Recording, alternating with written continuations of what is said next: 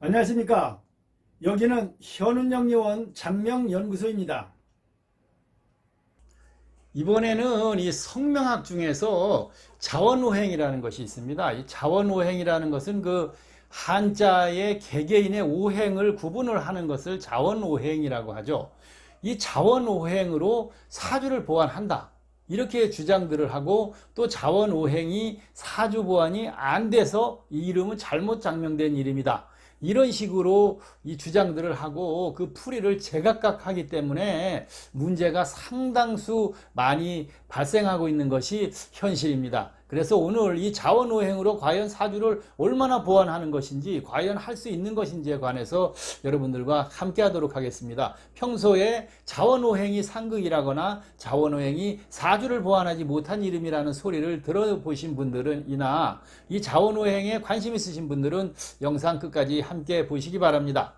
먼저 자원오행이라는 것이 무엇인가 간단히 앞에 영상에서도 말씀을 드렸습니다만은 한 번 더 드려보면, 한자는 예를 들면 쇠금변이 있다, 그러면 그것은 금의 오행에 해당이 되겠죠. 나무 목변이 되어 있는 한자다, 그러면 그것은 당연히 목에 해당하는 한자고, 삼수변이 있는 현자, 세자 이런 그 한자들은 당연히 수에 해당이 되는 것입니다.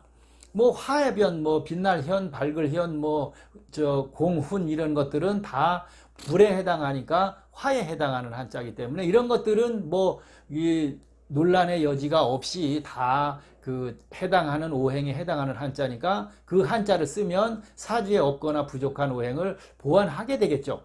그래서 이 자원오행이 바로 그 한자의 오행으로 부족한 사주를 보완한다, 이렇게 그 성명학적으로 보완을 해서 장명을 하는 것이죠. 그런데 이 대부분의 이 장명가들을 보면 자원오행은 반드시 상생이어야 한다, 이렇게 이야기를 하죠. 그리고 사주를 그 한자로 보완을 해야 한다, 이렇게 주장을 합니다. 그러면 여기서 한번 쉽게 이야기를 하면, 사주에 화와 수가 없습니다. 불하고 수가 사주에 없거나 부족하면 불하고 물은 상극이죠. 그러면 상극끼리 서로 조합을 못하니까 자원오행 자체가 성립이 되지 않는 것이죠. 토와 목이 부족하다, 그러면 토목은 상극이니까 자원오행 한자를 토하고 목을 같이 못 쓰니까 장명 자체를 할 수가 없는 것이죠. 금과 화의 상극도 마찬가지겠죠. 금과 화는 서로 상극이니까 금에 해당하는 한자와 화에 해당하는 한자를 같이 사용을 못하니까 장명 자체를 할 수가 없고, 자원오행은 어차피 상극이 되는 것이죠.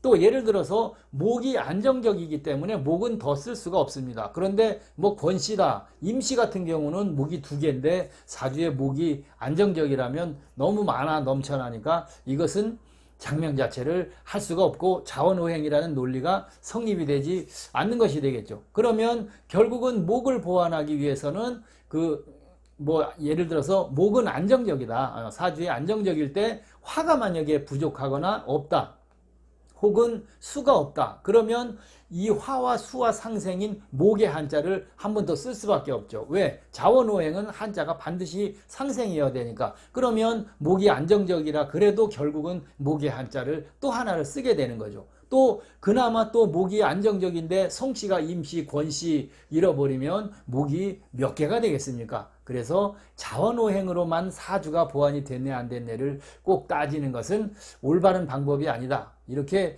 말씀을 드릴 수가 있겠습니다. 또 무슨 계집녀변이다, 그러면 그것은 토다, 누가 만든 것입니까? 그게 토라는 근거가 어디에 있습니까?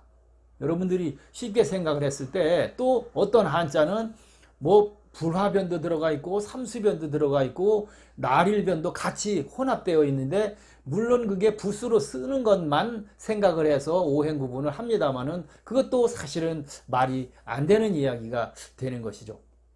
자, 이렇게 오행 구분이 확실하게 어떤 금변이든지 임금왕변이든지 나무목변이든지 이렇지 않은 일반 다른 수많은 한자들은 그 자원 오행의 구분과 주장이 각각 다 다릅니다. 그래서 각각 다 다른 것을 개인 각각이 풀이를 하면 자원오행이 서로 상극이다, 이렇게 풀이가 되게 되는 것이죠. 또 한글 이름만으로도 이 오행이 넘쳐나는 경우가 많기 때문에, 예를 들면 금토가 부족한데 황씨성이다, 양씨성이다. 그러면 황시현 뭐 이런 식으로 장명을 하면 이미 한글 이름에서 다 넘쳐났는데 자원오행의 한자를 또 사주에 부족한 한자를 쓰면 어떻게 되겠습니까? 그것은 보완이라고 볼 수가 없는 거죠. 다 넘쳐나서 이것도 저것도 아니고 좋은 이름의 기준도 없게 되는 것입니다. 또 어떤 사람은 자원오행을 사주를 보완해야 한다면서 성씨를 꼭 포함을 시켜서 세 개가 다 상생해야 된다 이렇게 이야기를 합니다. 성씨가 목에 해당하는 성씨인데 부족한 오행은 금과 토가 된다면 아무리 보완을 잘하고 조합을 해도 성씨인 목과는 목금으로 상극, 목토로 상극이기 때문에 금토를 보완을 할 수가 없게 되고 금과 토에 해당한 한자는 쓸 수가 없게 되는 것이죠. 성씨와 상극이기 때문에 이렇게 장명 자체가 안 되는 논리까지 자기가 주장하는 것이 맞다. 성씨와 상생해야 된다. 이렇게 주장을 하면 장명가는커녕 서당께도 못 되는 그런 주장들을 수도 없이 하고 있습니다. 자, 자원오행만으로는 그래서 사주를 정확하게 완전하게 보완할 수가 없습니다. 또 그걸로 인해서 자원오행이 뭐 서로 상극이고 그걸로 인해서 장명이 잘못됐다.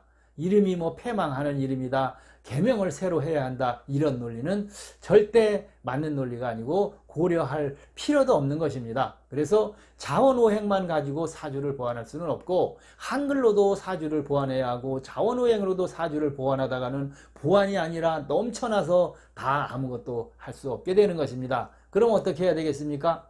자원오행의 사주 보완만 보고 주장하고 그것이 맞네 안 맞네만 따지는 것이 아니라 내 사주에 부족한 오행이 무엇인가?